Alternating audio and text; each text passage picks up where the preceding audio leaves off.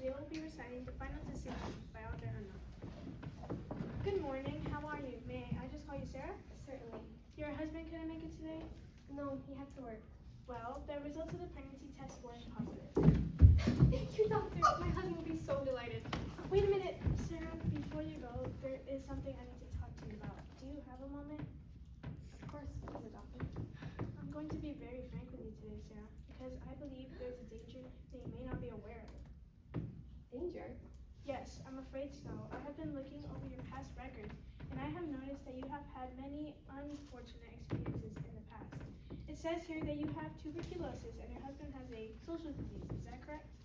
Oh, yes, but what does this have to... Please be patient. You understand in just a minute. Do you realize the risk that you are taking in having this child? Doctor, what are you trying to say? What I'm trying to say is, look at the children you have given birth to so far.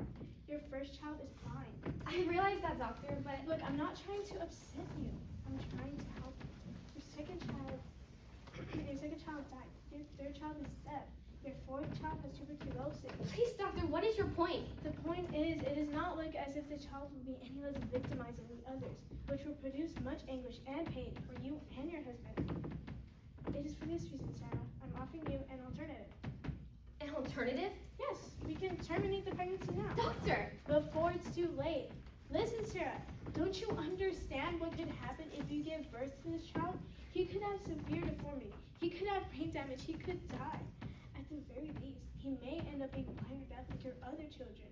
I know I must sound harsh to you, Sarah, but you have to face the facts. And just what are the facts, doctor? That just because there's a risk that he may not turn out to be like most people, or that he may die, I should murder my own child? Listen, doctor, the preciousness of this life is worth taking any risk to preserve it. I can sympathize with the way you must feel, but let me explain some other difficulties which you will most likely face if indeed this child does live.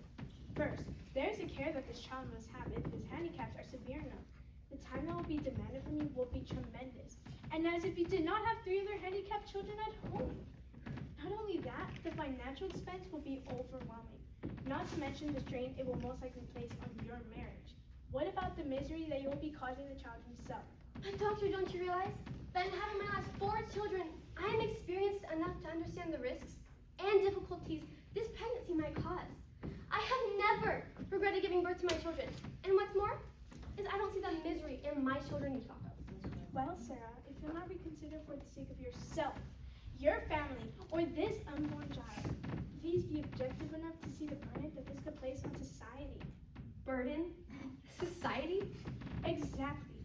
What would happen if something happened to you or your husband? The city would be obligated to take in all of your children, including this one, and placing them in the already crowded orphanages. Then, because of their handicaps, I dare say that there will not be one soul that will consent to take in even one of your children. Not only that, but when they get old enough to work, they wouldn't be able to because of their limitations, therefore making them a drain upon society. They would be utterly useless and unproductive. How can you know that? I feel as if this child that I have been gifted with can be productive, if not more productive, than most of the common children in the city. What could make you feel that way? Doctor, let me tell you something. I've observed my children grow. I've seen how they handle themselves with their limitations and illnesses. And I have never seen a child more determined to do such things as finding his way around the house, or such menial tasks that you and I do every day without thought. And yet, I've never seen such joy when they accomplish those tasks. As far as being unproductive, doctor, I've heard that God uses handicapped and limited persons more readily than he would those who feel themselves more sufficient. How then can we call someone unproductive who has God as their employer? Doctor, I will be most surprised if this life of this child that you have suggested we end will not touch more lives than you or I have ever imagined possible.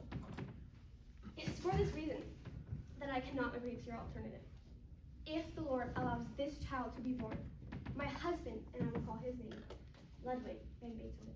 So this is your decision? Yes, doctor. This is my final decision. From a medical social standpoint,